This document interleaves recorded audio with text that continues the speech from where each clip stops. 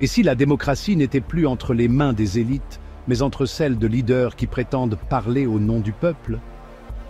Et si ce que vous appelez populisme était en réalité la nouvelle norme du pouvoir? Partout dans le monde, les figures populistes gagnent du terrain. De Trump aux États-Unis à Le Pen en France, en passant par Zelensky en Ukraine et Modi en Inde, cette stratégie politique s'impose face aux partis traditionnels. Le populisme n'est ni de droite ni de gauche. C'est une méthode, une rhétorique, utilisée autant par des leaders autoritaires que par des figures anti-système. Mais est-ce une menace pour la démocratie ou une réponse légitime à un monde en crise?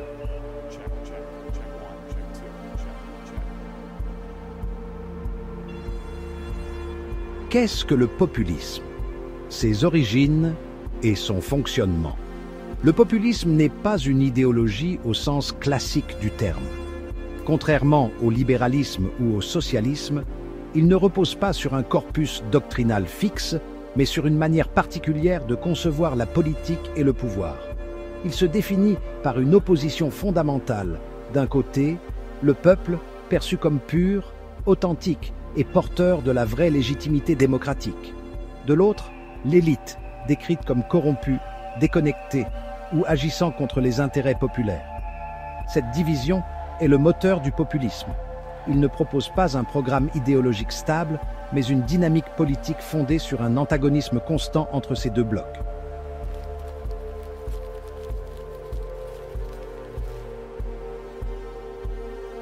Loin d'être un phénomène récent, le populisme traverse l'histoire sous différentes formes et dans divers contextes. Dans l'Antiquité déjà, des figures politiques cherchaient à s'appuyer sur la colère populaire pour s'opposer aux élites en place, comme les tribuns de la plèbe à Rome qui prétendaient défendre les intérêts des citoyens contre le Sénat. Mais c'est à partir du XIXe siècle que le terme populisme apparaît véritablement. En Russie, les narodniki, du mot narod, qui signifie peuple, forment un mouvement politique qui considère que la paysannerie est la seule source légitime du pouvoir et qu'il faut renverser le tsarisme pour établir une société fondée sur l'autogestion et la justice sociale. Ce populisme révolutionnaire s'appuie sur une vision idéalisée du peuple et sur le rejet de l'élite dirigeante, perçue comme illégitime.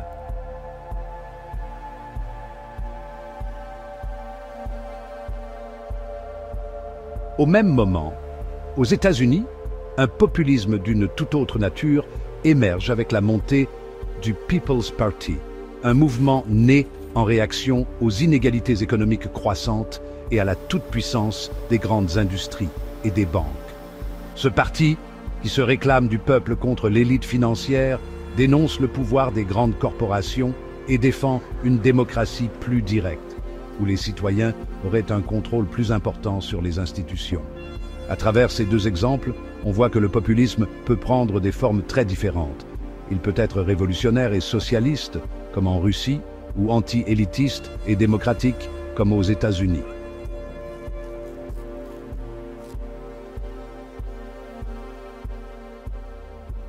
Mais au-delà de ses origines historiques, ce qui définit fondamentalement le populisme, c'est sa manière d'appréhender la politique.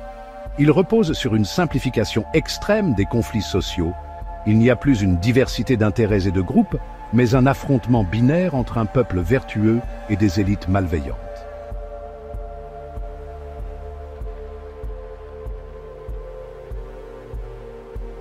Cette vision du monde favorise l'émergence de leaders charismatiques qui se présentent comme les seuls capables de traduire la volonté populaire en action politique.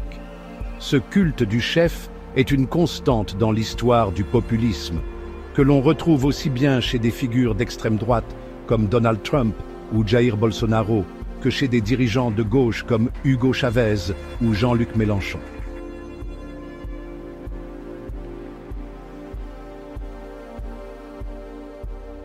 Le populisme ne fonctionne pas seulement à travers cette opposition entre peuple et élite, mais aussi grâce à un style de communication bien particulier. Il privilégie des discours simples, directs, émotionnels, où l'argumentation rationnelle cède souvent la place aux slogans percutants et aux formules choc.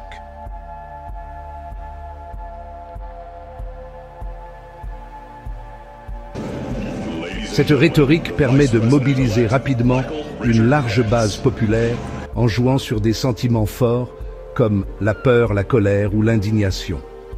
Aujourd'hui, à l'ère des réseaux sociaux, cette stratégie s'avère encore plus efficace. En quelques phrases, un leader populiste peut captiver l'attention, susciter des réactions et amplifier son influence bien au-delà des canaux traditionnels.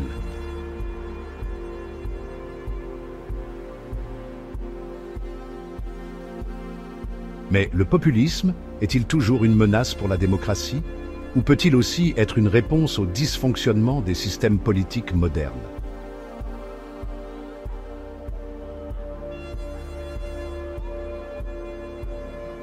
Pourquoi le populisme séduit-il autant aujourd'hui?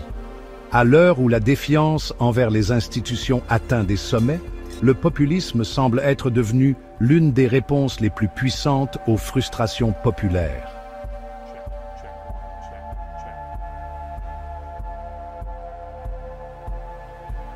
Un peu partout dans le monde, des figures politiques qui se revendiquent du peuple face aux élites gagnent du terrain, bousculant les partis traditionnels et fracturant les démocraties libérales. Mais pourquoi ce phénomène prend-il une telle ampleur aujourd'hui?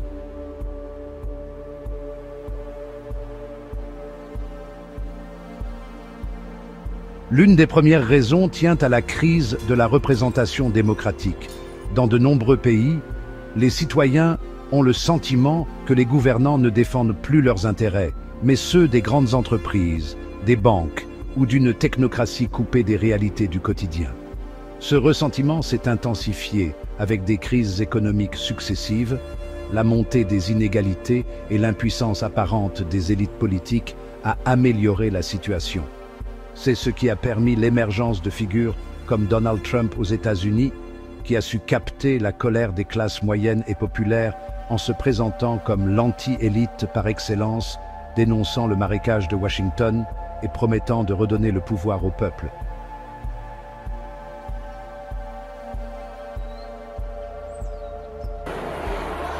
Mais ce rejet des élites ne se limite pas au champ économique.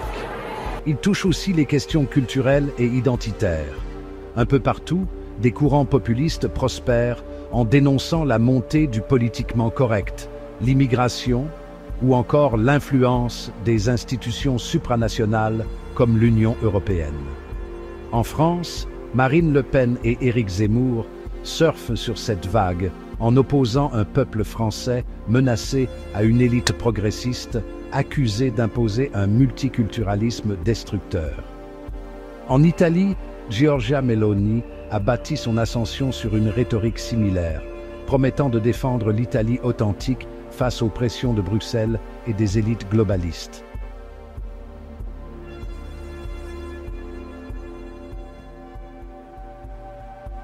Autre élément clé de la montée du populisme, la défiance envers les médias traditionnels. L'accusation de fake news est devenue une arme redoutable pour les figures populistes qui dénoncent les grands médias comme étant aux ordres du pouvoir en place. Le succès de plateformes alternatives, de chaînes YouTube et de réseaux sociaux permet aux leaders populistes de contourner ces médias et de parler directement à leur base. Bolsonaro au Brésil, par exemple, a largement utilisé WhatsApp pour diffuser ses discours et discréditer la presse, tandis que Trump a fait de Twitter son principal outil de communication.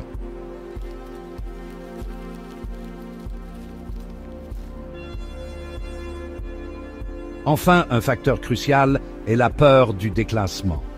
Dans un monde de plus en plus globalisé, les populations qui se sentent laissées pour compte, travailleurs précaires, habitants des zones rurales, petites classes moyennes, cherchent un bouc émissaire pour expliquer leur situation.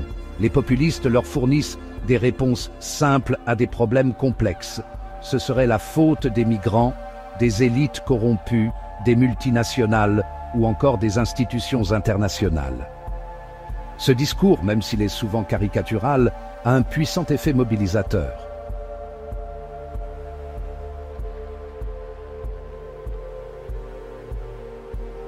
Mais si le populisme séduit autant, c'est aussi parce qu'il met le doigt sur de réels dysfonctionnements du système.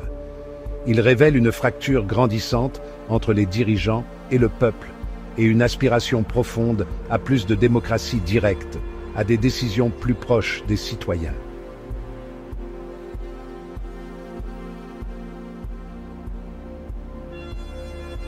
Dans certains cas, il sert même de soupape pour exprimer des revendications légitimes, comme on l'a vu avec les Gilets jaunes en France, qui ont dénoncé l'injustice fiscale et sociale d'un système perçu comme verrouillé par les élites.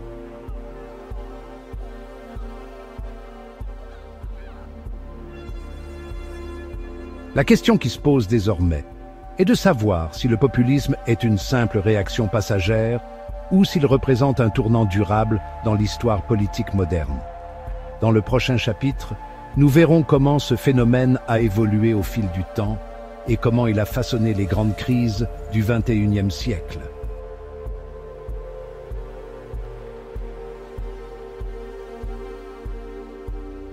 Populisme et crise, un cocktail explosif. L'histoire montre que le populisme prospère dans les périodes de crise.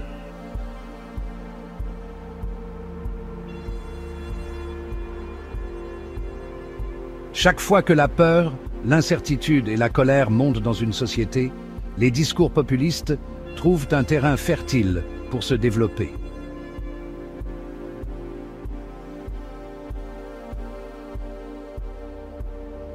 Et aujourd'hui, nous vivons une époque où les crises s'enchaînent et se superposent.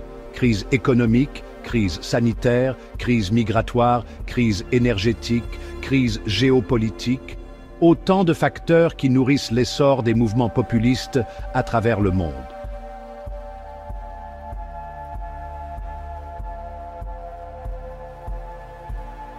Prenons l'exemple de la crise financière de 2008.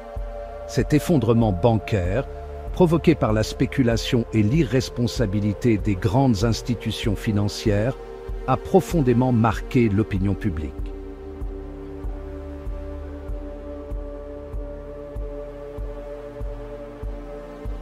Les gouvernements ont sauvé les banques avec des milliards de dollars, mais ce sont les classes moyennes et populaires qui ont subi l'austérité, la perte d'emploi et l'explosion des inégalités.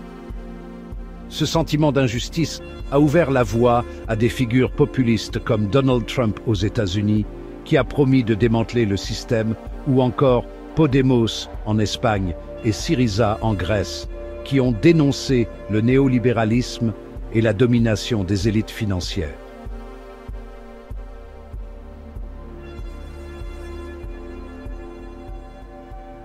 Autre événement clé, la crise migratoire de 2015. L'arrivée massive de réfugiés, notamment en Europe, a été instrumentalisée par de nombreux partis populistes pour attiser la peur et opposer un peuple en danger à des élites accusées de laxisme ou de trahison.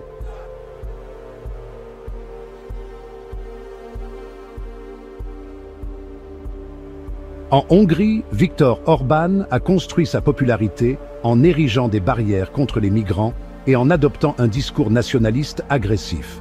En Italie, Matteo Salvini a fait de la lutte contre l'immigration un pilier de son ascension politique, avec des slogans chocs comme « les Italiens d'abord ».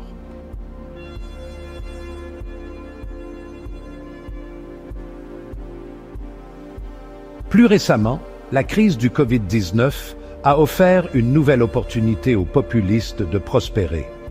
D'un côté, certains ont dénoncé la gestion chaotique des gouvernements, l'imposition des confinements et des restrictions de liberté.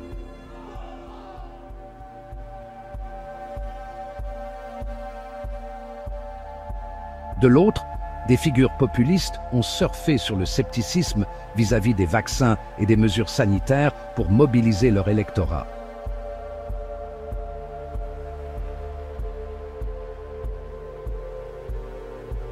Aux États-Unis, Trump a exploité la défiance envers les scientifiques et les autorités sanitaires pour rallier une base électorale méfiante envers l'État. Au Brésil, Jair Bolsonaro a minimisé la pandémie, rejetant les masques et les vaccins, et s'est posé en leader anti-système face aux élites médicales.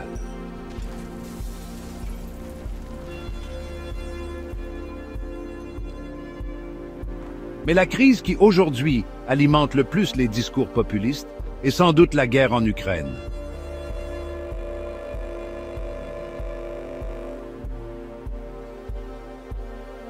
D'un côté, Volodymyr Zelensky, en tant que président en temps de guerre, a adopté une rhétorique populiste pour mobiliser son peuple contre l'invasion russe, incarnant la résistance et l'héroïsme national.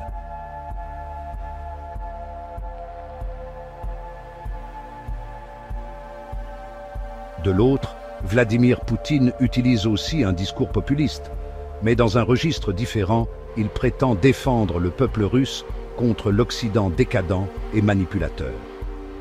Cette rhétorique trouve un écho chez certains mouvements populistes européens qui critiquent l'interventionnisme des États-Unis et de l'OTAN.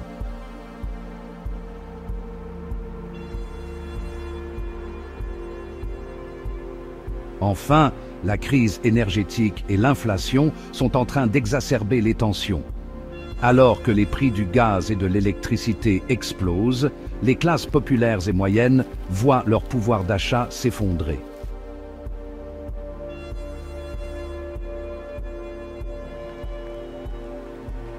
Dans ce contexte, les populistes accusent les gouvernements d'incompétence et dénoncent le poids des sanctions contre la Russie.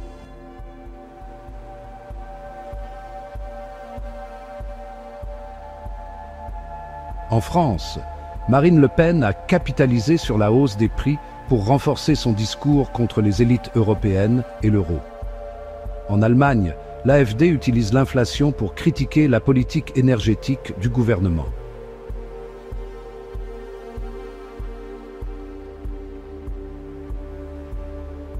Populiste au pouvoir, promesses et réalité. Le populisme séduit en période de crise, mais que se passe-t-il lorsqu'il arrive au pouvoir?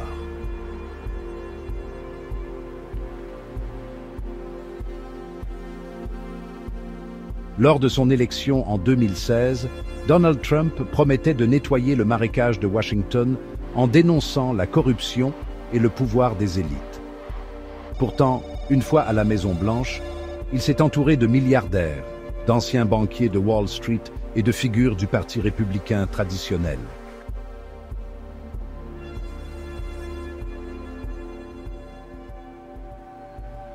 Sa politique économique a principalement bénéficié aux grandes entreprises et aux plus riches, avec une baisse massive des impôts pour les plus fortunés. Son approche protectionniste, notamment avec la guerre commerciale contre la Chine, a eu des effets contrastés. Certains secteurs industriels américains ont été protégés, mais d'autres ont souffert des représailles chinoises.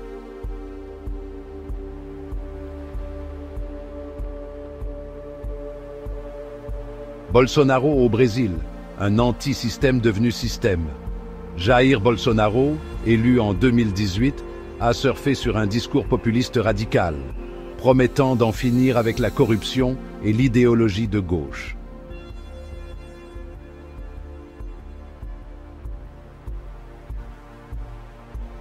Pourtant, sous son mandat, le Brésil a vu des scandales de corruption éclater au sein même de son gouvernement. Son discours anti-élite s'est progressivement transformé en une politique autoritaire, attaquant la presse et les institutions démocratiques.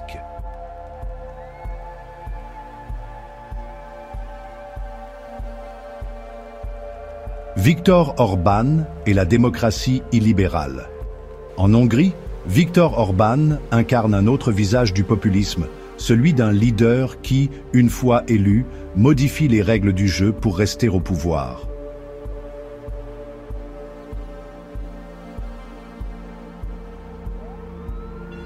Sous son mandat, la liberté de la presse a été réduite, la justice a été mise sous contrôle et les opposants politiques ont été marginalisés. Son discours nationaliste et anti-immigration lui permet de conserver une forte popularité, mais au prix d'un affaiblissement des institutions démocratiques.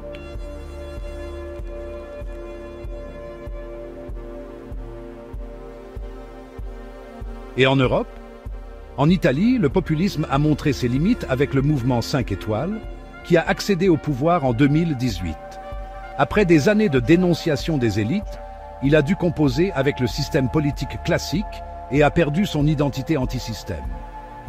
En France, Marine Le Pen n'a pas encore accédé au pouvoir, mais son discours s'est adouci avec le temps, cherchant à apparaître plus crédible et moins radical pour séduire un plus large électorat.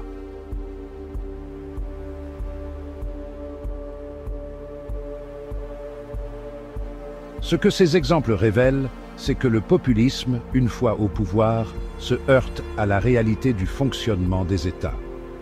Gérer une économie, maintenir des relations diplomatiques, gouverner un pays complexe ne se résume pas à des slogans simplistes. Les solutions radicales et immédiates promises en campagne se heurtent souvent à des contraintes légales, économiques et sociales.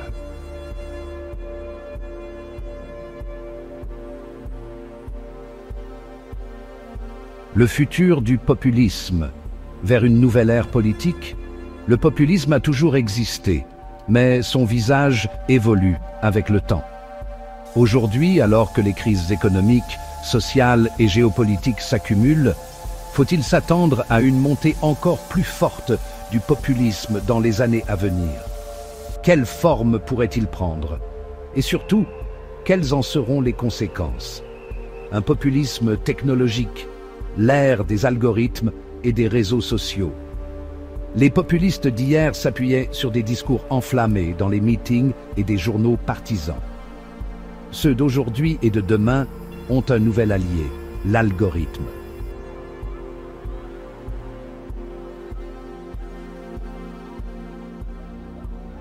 Trump, Bolsonaro, Meloni et bien d'autres ont utilisé Facebook, Twitter et TikTok pour contourner les médias traditionnels et diffuser leurs messages directement aux masses.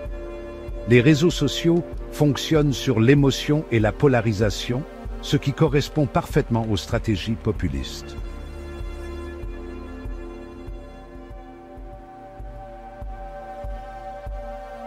Le populisme vert, la récupération de l'écologie. Pendant longtemps, le populisme a été dominé par des figures conservatrices et nationalistes. Mais un nouveau courant pourrait émerger, le populisme écologique. Face à la crise climatique, certains leaders pourraient exploiter l'angoisse écologique pour promettre des solutions radicales et immédiates en opposition aux élites politiques et économiques jugées responsables de l'inaction climatique. Des figures comme Jean-Luc Mélenchon en France flirtent déjà avec cette approche, dénonçant le capitalisme vert et appelant à des ruptures drastiques.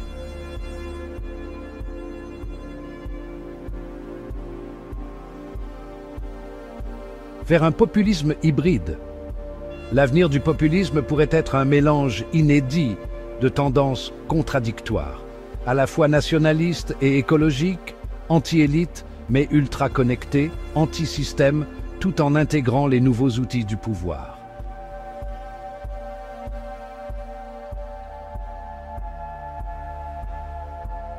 Une chose est sûre, tant que les inégalités et la méfiance envers les élites existeront, le populisme restera une force politique puissante.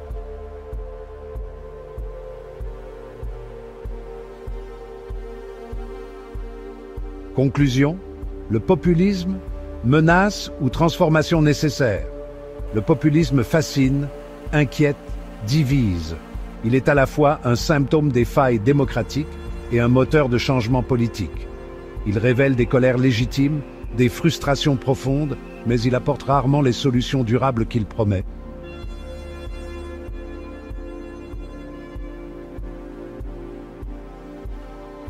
L'histoire récente montre que le populisme est un piège à double tranchant. Lorsqu'il reste dans l'opposition, il incarne un espoir de rupture. Une fois au pouvoir, il se heurte aux réalités complexes du gouvernement et trahit souvent ses idéaux initiaux. Pourtant, il force aussi les élites à s'adapter, à répondre aux attentes des peuples, à réinventer leurs discours.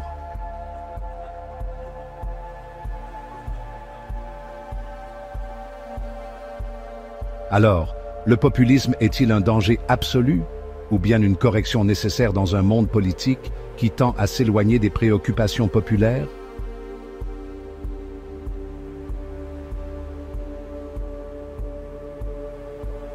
Une chose est sûre, il ne disparaîtra pas. Il évoluera, mutera et continuera d'être un acteur clé des transformations politiques du XXIe siècle. Reste à savoir quelle forme il prendra. C'était Philoscopia, votre rendez-vous du dimanche. Pour ne rien manquer de cette quête de sens, abonne-toi et active la cloche. Après tout, choisir de suivre, c'est déjà un premier acte de liberté.